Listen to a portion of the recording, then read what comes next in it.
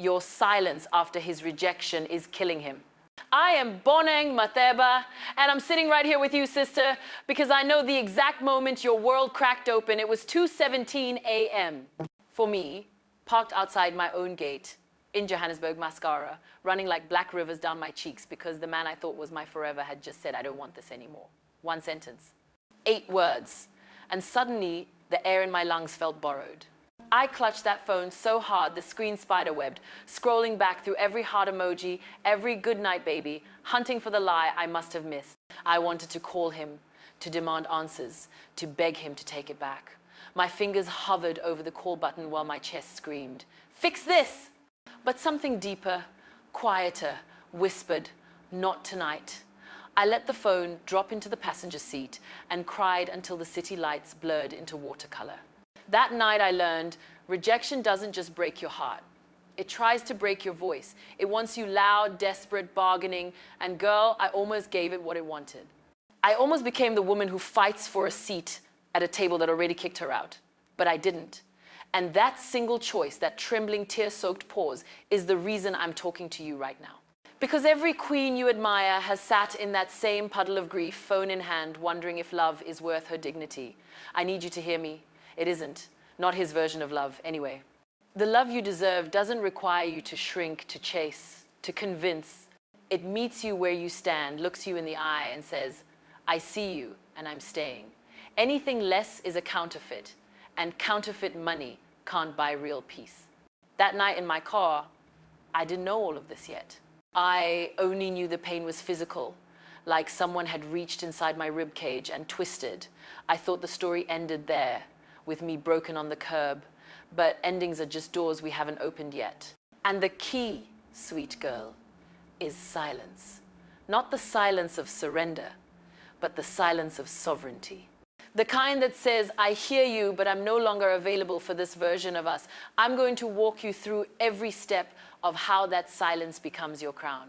Because the same mouth that told you I don't want you is about to choke on the echo of your absence. And when it does, you'll be too busy rising to notice. Let's talk about what happens inside his head the second he thinks he's won. He's probably at the bar with his boys, laughing too loud, slapping the table like he just dodged a bullet. He's replaying the breakup in his mind, but the edited version where he's the hero walking away from drama he never signed up for. He's telling himself you're at home right now, curled up under a blanket, refreshing his Instagram, drafting paragraphs you'll never send. He's counting on it. Because most men, bless their predictable hearts, have been conditioned to expect the chase.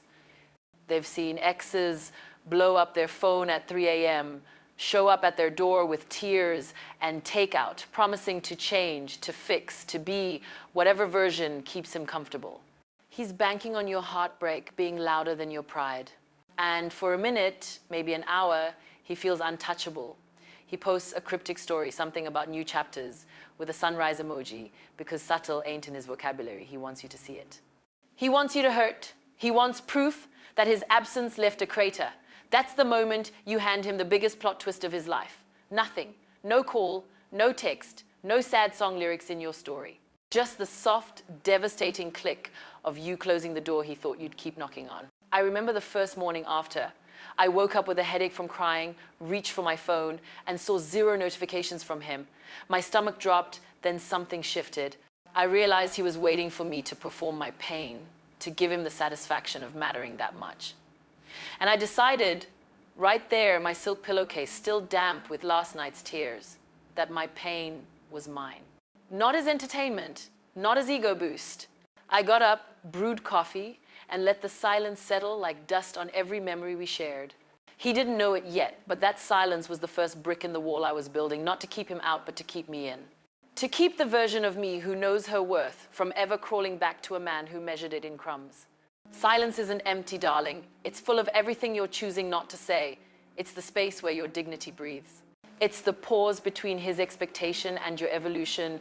I used to think silence meant weakness, like I was giving up the fight. But the real fight isn't with him. It's with the voice in your head that says, you're only valuable if he validates you. I deleted our chat that morning. Not in anger, not for drama, just a quiet click of the trash icon, like closing a book I'd outgrown. Then I turned off read receipts, blocked his number from my dreams by putting my phone on Do Not Disturb indefinitely. The first day felt like withdrawal. My thumb twitched toward his contact photo 100 times. But every time I stopped myself, I felt a tiny spark of power, like I was reclaiming square footage in my own heart. By day 3, the silence had weight. It wasn't just absence, it was presence. My presence in my own life.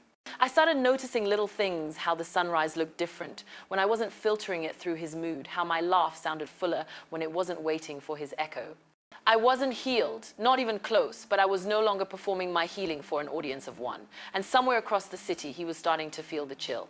Not because I cursed him, not because I subtweeted, but because the oxygen he was used to, my attention, my energy, my light, had been quietly, deliberately rerouted back to its rightful owner.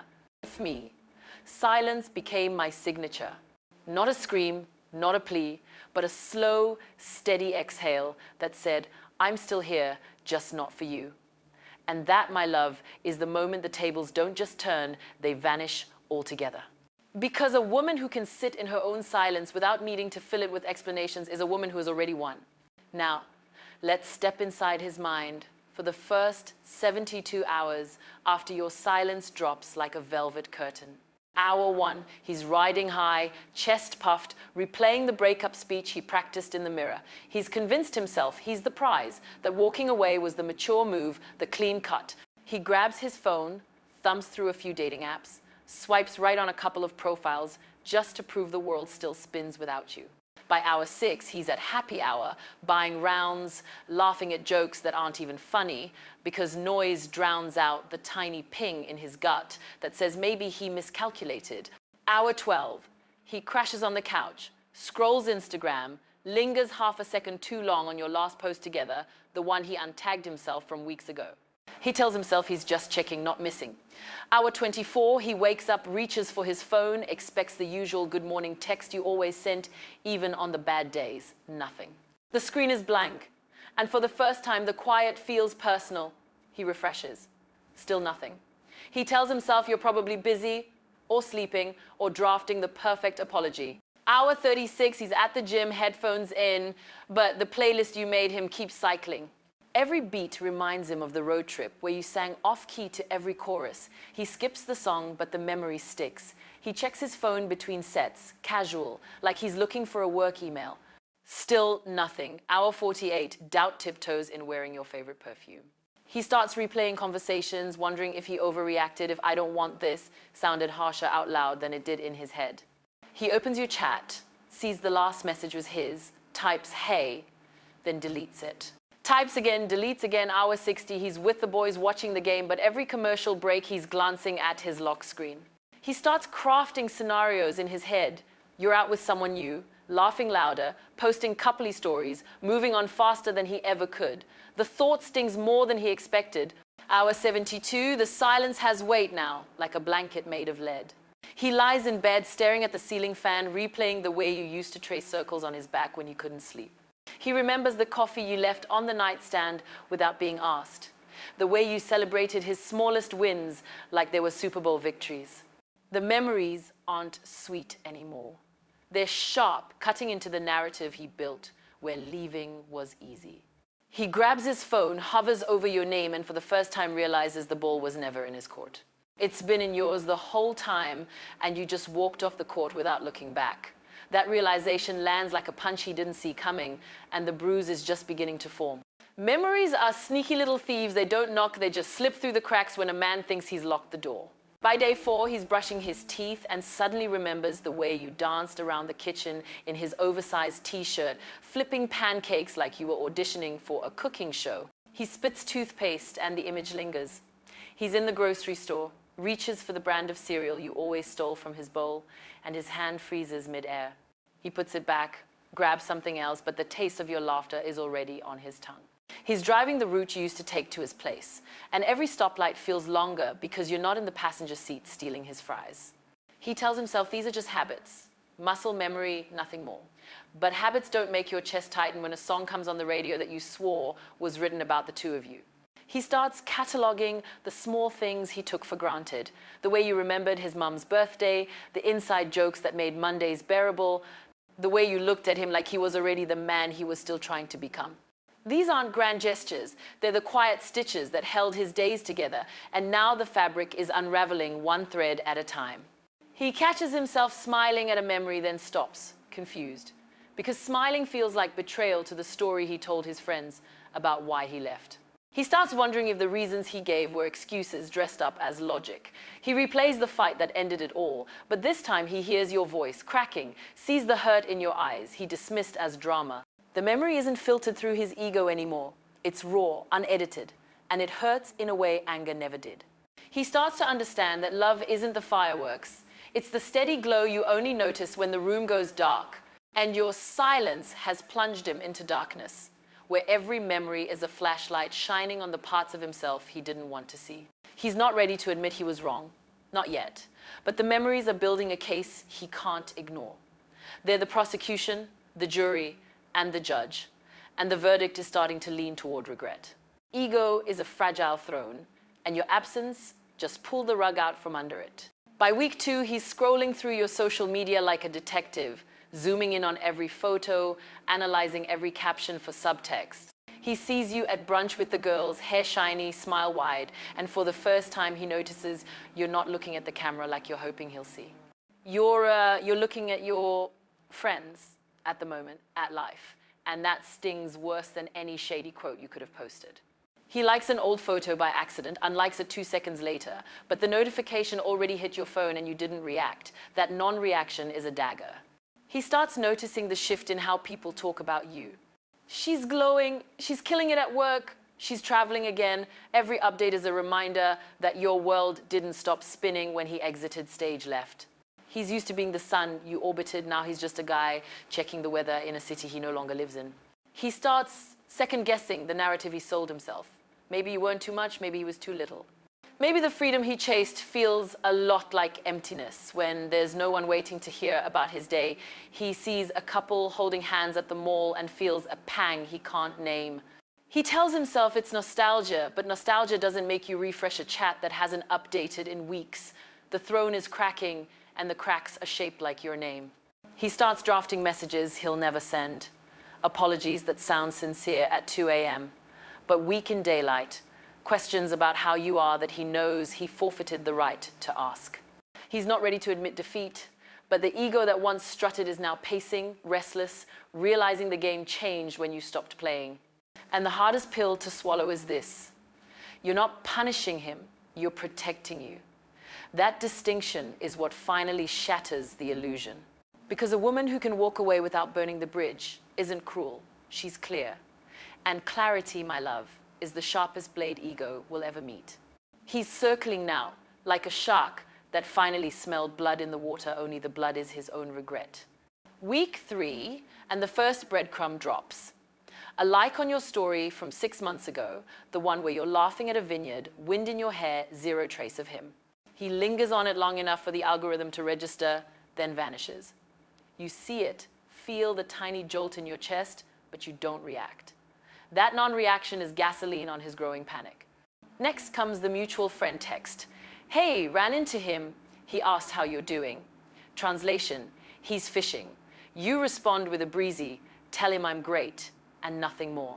The message gets back to him exactly as sent. No embellishment, and it lands like a slap. He expected tears, drama, maybe a plea to relay. Instead, he gets confirmation that your world is spinning just fine without his gravity. By day 25, he's bolder. A direct message slides in at 11:47 p.m. Saw something that reminded me of you. No apology, no ownership, just nostalgia bait. You read it, arch an eyebrow, and leave him on scene. The blue checkmark burns a hole in his screen. He refreshes every 5 minutes for the first hour, then every 30, then hourly until sunrise. He starts overanalyzing. Maybe you didn't see it, maybe you're asleep, maybe you're with someone else. The maybe pile grows taller than his pride. Week 4, he escalates. A voice note, casual tone masking desperation, just checking in, hope you're good. You listen once, hear the slight tremor under the bravado, and archive it. No reply. That silence is a mirror, and what he sees in it isn't pretty. He starts showing up places he knows you frequent. The coffee shop on Melrose, the spin studio with the neon lights. Not stalking exactly, more like orbiting, hoping for a glimpse that proves you're human, that you miss him even a fraction. You spot him once locking your bike and you don't flinch. You nod politely like he's a coworker you barely remember and pedal away. That nod is the final nail. He replays it on loop. No anger, no longing, just indifference. The hunter has become the hunted, and the prey has already left the forest. He's chasing a version of you that no longer exists, and every step he takes widens the gap between who he was and who you've become. The power isn't in your refusal to engage. It's in the calm certainty that his return ticket has expired, and calm, sister, is the sexiest revenge. While he's spiraling, you're blooming, and the soil is 100% your own sweat and sunlight. The first thing you do is reclaim your mornings. No more checking his last scene before your feet hit the floor. Instead, you brew coffee strong enough to wake the ancestors, open the blinds, and let the day touch your skin without his filter. You sign up for the Pilates class you always said was too early. Turns out 6 a.m. feels like stealing time from the universe. Your body starts answering back, tighter core, stronger lungs, a posture that says, I live here, without needing to announce it. You purge your closet of anything that smells like his cologne or his excuses. The oversized hoodie he left behind, donated. The playlist titled Us, deleted, replaced with one called Mine. You booked the solo trip you kept postponing, Santorini at golden hour, pasta in Rome, wine tasting in Napa, no +1 required. You post the photos, not for him, but because the light hit your cheekbones just right and you finally see what the fuss is about. Your skin clears, your laugh lines deepen in the best way, and strangers start smiling at you on the street like they recognize royalty. Work shifts too. You pitch the project you were scared to voice, negotiate the raise you deserved 2 promotions ago, and watch doors swing open like they were waiting for you to knock. You read books that make you underline sentences until the pages look like love letters to your own mind. You call your mom just to say, I love you, without a crisis attached. You dance in the kitchen to songs that have nothing to do with heartbreak and everything to do with heartbeat. The glow isn't filters or fillers, it's the visible proof that energy redirected multiplies. You're not trying to prove anything to anyone, least of all him. You're simply living in HD while he's stuck buffering. And the funniest part? The better you get, the less space he occupies in your mental real estate. You catch yourself thinking about him only when a song lyric sneaks up. And even then it's with a soft shrug, like remembering a vacation that was nice but over. You're building a life so full that adding him back would require downsizing your joy. And Queen, you're in expansion mode. The glow up isn't the destination, it's the daily decision to water your own garden until the flowers forget there was ever drought. One day you wake up and the mirror doesn't ask whose approval you're wearing. You look at your reflection. Collarbones sharp from discipline, eyes clear from rest, mouth curved in a smile that started somewhere near your soul and worked its way out. You realize the crown was never his to give or take. It was always yours, just waiting for you to grow into it. You stop scanning rooms for his face, stop measuring your worth against his attention span. You understand that the right love doesn't audition you. It casts you as the lead from day one. You delete the screenshots, the unsent drafts, the mental post-it notes of things I should have said. You replace them with boundaries that feel like velvet-wrapped steel. I don't explain my piece. I don't negotiate my standards. I don't dim to make anyone comfortable.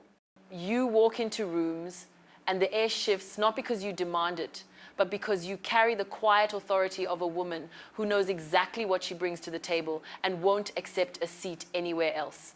You date yourself first. Candlelit dinners for one, love notes in your own handwriting tucked into your purse, orgasms that don't require his playlist. You become the standard, not the exception.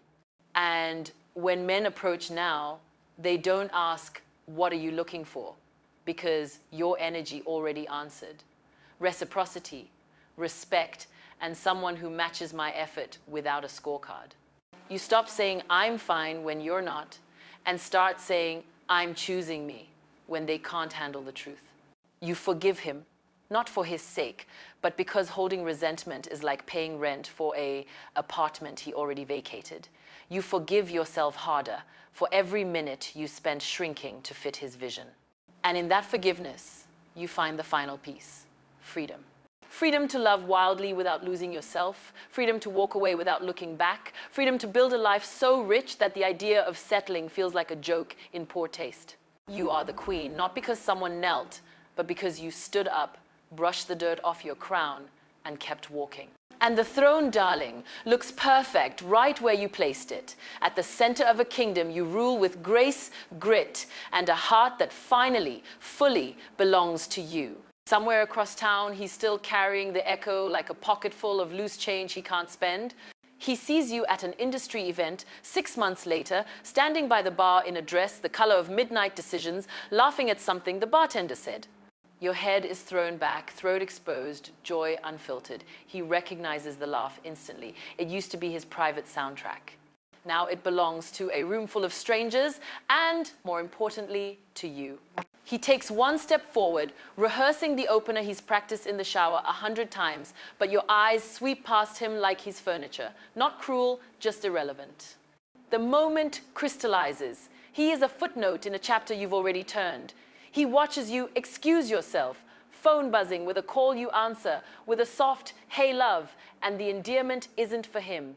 It never will be again. He stands there holding a drink he doesn't taste, realizing the silence he once celebrated as freedom has become the loudest sound in his life. It follows him into meetings where he zones out mid-presentation, into dates where he compares every smile to yours, into nights where sleep is a negotiation he keeps losing. Your absence didn't just teach him a lesson, it rewrote the curriculum of his entire emotional education. He learns that real power isn't in walking away, it's in being the one worth staying for. He learns that love isn't a game of chase, but a garden of choice, and he let the rarest bloom wilt because he was too busy counting weeds. He learns that regret isn't a moment, it's a slow drip that carves canyons over time. And you, sweet warrior, you're on the other side of those canyons, barefoot on warm sand, building castles he'll never be invited to tour. Years from now, he'll tell the story differently. He'll say he let you go because he wasn't ready, because he needed to grow, because timing. But the truth will sit heavy in his throat. He let you go because he didn't know what he had until the space you left behind became a museum of almosts. He'll scroll past your wedding photos one day, or your TED talk, or the book dedication that doesn't mention him, and he'll feel the full weight of a life where your name is no longer a prayer on his lips, but a scar on his conscience. He'll understand that your silence wasn't punishment, it was pedagogy. Every day you didn't call was a lecture on self-worth. Every story you posted without him was a case study in resilience. Every sunrise you greeted alone was a masterclass in becoming. And the final exam? Watching you love someone else the way you once loved him, effortlessly, completely, without the footnotes of doubt he scribbled in the margins. Meanwhile, you're living in Technicolor. Your mornings smell like fresh ambition and Ethiopian coffee. Your evenings taste like red wine and conversations that don't require translation. Your heart has calluses now, not from hardening, but from healing, thick enough to protect, thin enough to feel. You mentor younger women who sit where you once sat, mascara streaked, hope leaking. You tell them the same truth you're living. The right man won't make you audition for the role of his piece. He'll build the stage with you. You stop checking for his name in crowds and start recognizing your own reflection in still water. You realize the silence that once felt like a void is now a sanctuary, a place where your thoughts echo without distortion, where your dreams stretch without permission. You become the woman your younger self drew in crayon, fearless, soft, electric, whole.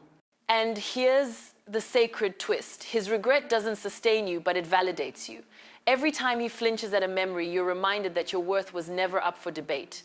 Every time he reaches for a connection that pales next to what you offered, you're reminded that discernment is divine. Every time he wakes up at 3 a.m., wondering what if you're asleep in the certainty of what is.